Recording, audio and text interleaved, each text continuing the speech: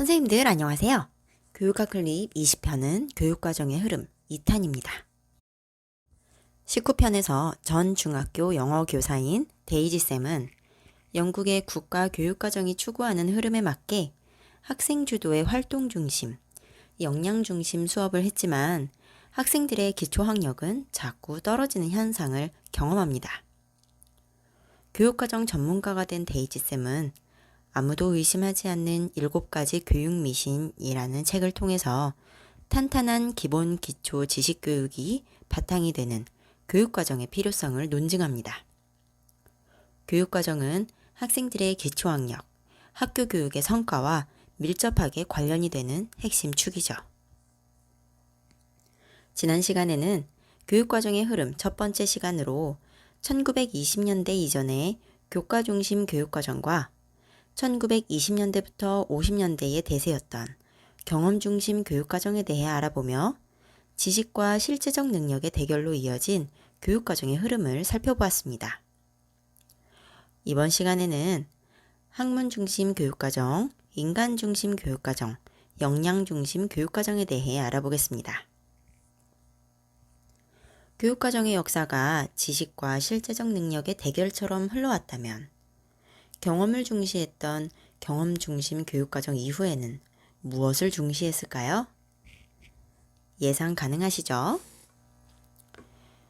경험 중심 교육과정 이후 1960년대부터 1970년대에는 스푸트니크호 사건을 배경으로 경험과 활동을 강조하느라 학문적, 과학적 지식이 부족했다는 의견이 또 대세를 이룹니다.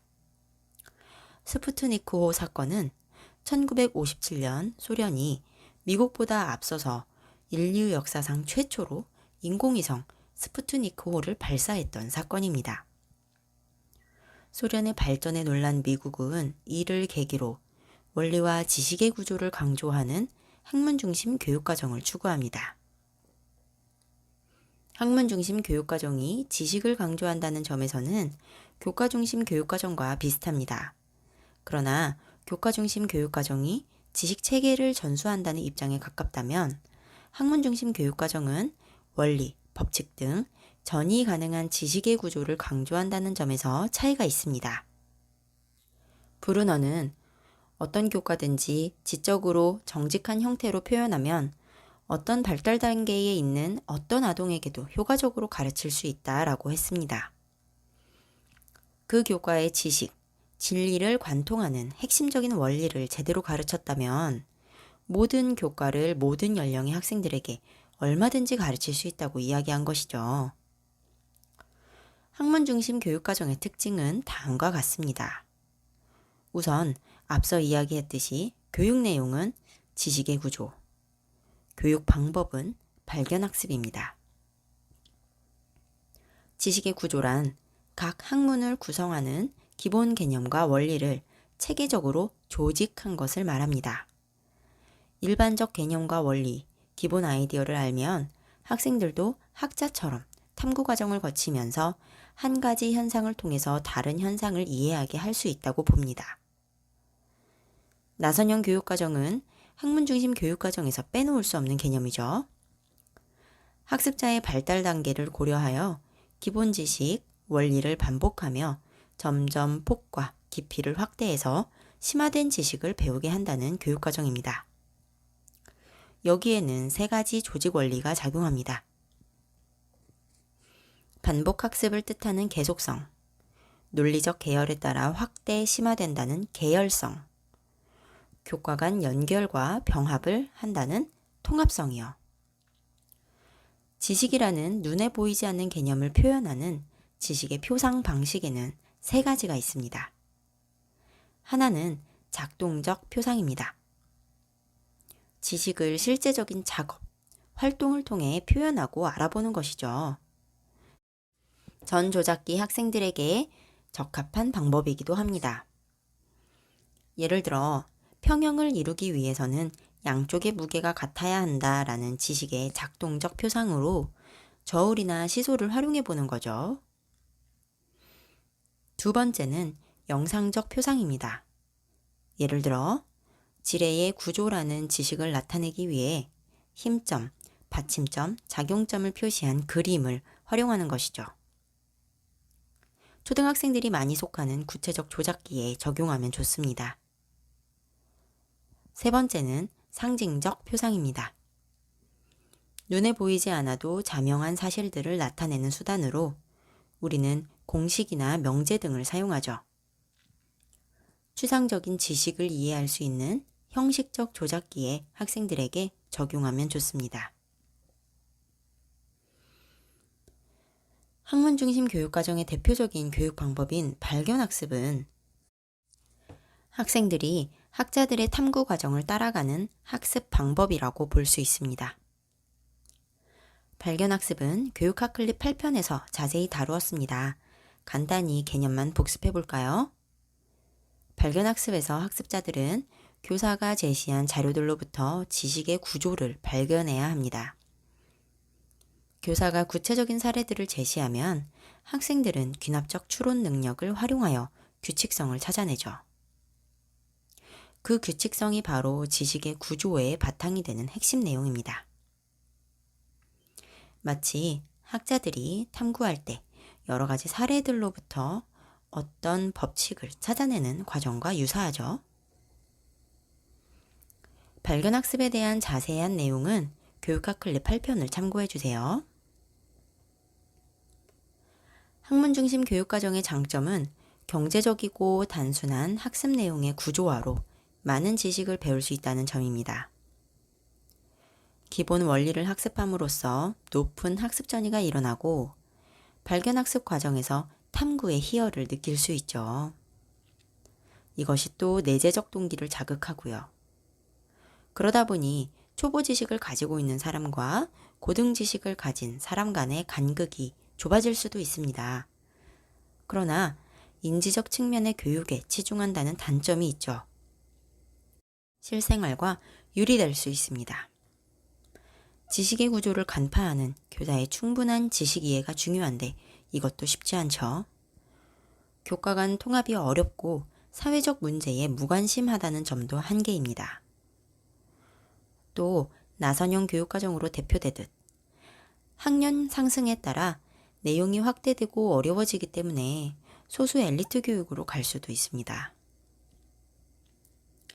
이렇게 학문이 강조된 교육과정에 대한 반발로 1970년대 이후에는 인간성을 회복하자는 인간 중심 교육과정이 또 대세로 떠오릅니다. 인간 중심 교육과정은 교육의 수단화가 현대사회의 비인간화 현상을 가져왔다는 반성에서 나타났기 때문에 인간성 개발, 전인적 발달, 자아 실현을 강조합니다. 학교 교육에서 공식적 교육과정 외에 인간성 교육에 은근한 영향을 끼치는 것이 바로 잠재적 교육과정이죠. 잠재적 교육과정은 교육학 클립 13편에서 다루었습니다. 인간중심 교육과정은 학교에서 공식적으로 가르쳐야 하는 내용들과 함께 잠재적 교육과정도 포괄하는 넓은 개념의 교육과정입니다. 아동의 성장에 관여하는 모든 경험을 중시합니다. 그래서 인간중심 교육과정이 지향하는 교사상은 인격체로서의 대화와 만남을 중시하고 공감을 잘하는 인간적인 교사입니다. 또 이전 교육과정의 유형들을 모두 포괄하는 통합교육과정을 강조합니다. 교육과정의 발전 과정을 정, 반, 합의 과정으로 본다면 합의 단계라고도 볼 수 있을까요? 물론 이 합 뒤에 또 정, 반, 합이 이어지겠지만요. 인간중심 교육과정의 장점은 인간의 조화로운 성장이 가능하고 긍정적인 자아개념 형성에 기여하며 교육의 인간화, 교육적 의미의 내면화를 이룰 수 있다는 점입니다. 그러나 이런 단점도 있습니다. 인간 대 인간의 만남을 중시하는 만큼 역동적인 인간관계가 특히 교육 성과에 큰 영향을 주죠.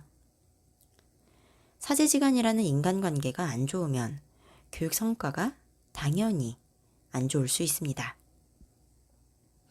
또 과밀학급 등 학교 교육 현장의 현실과 맞지 않는 부분도 있어서 이상적인 실현이 어렵기도 하고, 개인의 성장과 사회의 관련성에 대한 교육, 이론적인 체계가 부족하다는 비판도 받습니다. 교육과정의 흐름, 마지막은 역량중심 교육과정입니다. 역량중심 교육과정은 말 그대로 역량, 즉 교육받은 사람이 무엇을 할 수 있어야 하는가에 초점을 둡니다. 실제적인 지식 활용을 강조하는 입장이죠.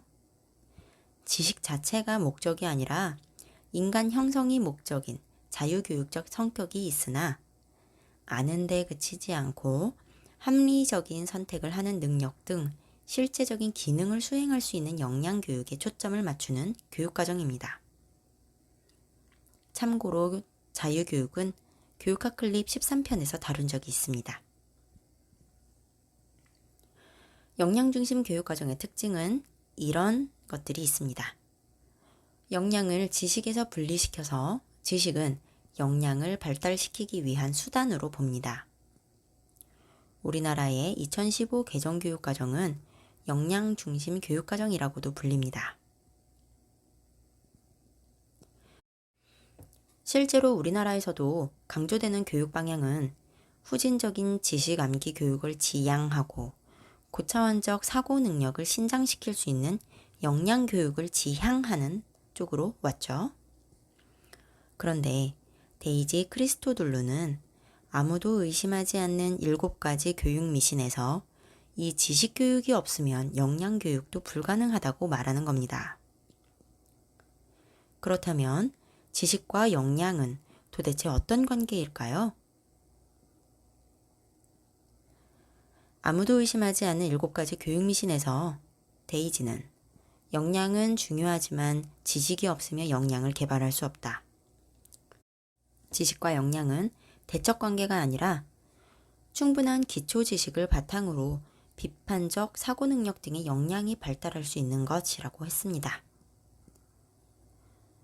저는 또 블룸이 제시한 지식의 유형이 지식과 역량의 관계를 잘 말해준다고 생각해요. 블룸의 지식의 유형을 살펴볼까요? 블룸에 따르면 지식에는 4가지 종류가 있습니다. 사실적 지식, 개념적 지식, 절차적 지식, 메타인지 지식이죠. 사실적 지식은 별개의 내용 요소, 용어에 대한 지식, 한마디로 각 요소별 지식을 말합니다. 개념적 지식은 이런 사실적 지식이 모여 만들어내는 좀 더 복잡하고 조직화된 지식의 형식을 말합니다. 일반화, 이론, 모형 같은 것들이요. 아까 살펴본 지식의 구조와 같은 개념이겠죠. 절차적 지식은 어떤 것을 수행하는 방법에 대한 지식, 알고리즘, 기법 등을 말하고요. 메타인지 지식은 전략적 지식, 맥락 및 조건적 지식을 말합니다. 예를 들어 우리 담임선생님이 내는 시험 유형이라는 조건을 해결하기 위한 나의 지식, 방법을 아는 것이 바로 메타인지 지식을 가지고 있는 것이죠. 우리가 역량을 무엇을 할 수 있는 능력이라고 본다면 블룸의 지식 분류 중에서 절차적 지식, 메타인지적 지식이 역량에 해당됩니다. 조건에 맞게, 절차에 맞게, 맥락에 맞게 무언가를 적절히 할 수 있는 능력이 바로 역량이죠. 이런 걸 보면 넓게 봤을 때 큰 지식이라는 범주 안에 역량에 해당하는 하위 지식들이 속해 있는 것이죠. 지식교육과 역량교육은 따로 완전히 분리되거나 대척 관계가 될 수 없다는 것을 알 수 있습니다. 오늘은 지난 시간에 이어서 1960년대 이후의 교육과정의 변화와 지식과 역량의 관계에 대해 알아보았습니다. 교사는 단순히 만들어진 교육과정 실행자가 아닙니다. 교사 역시 교육과정을 만들어가는 사람이죠. 국가에서 만드는 교육과정이라도 교사가 안목이 있으면 바꾸어 나갈 수 있습니다. 데이지 크리스토둘루처럼요. 앞으로 우리는 어떤 교육과정을 만나고 어떻게 바꾸어 나갈까요? 그 과정에서 이 영상을 보고 계신 선생님들이 해주실 역할이 기대됩니다. 마지막으로 오늘의 퀴즈가 나갑니다.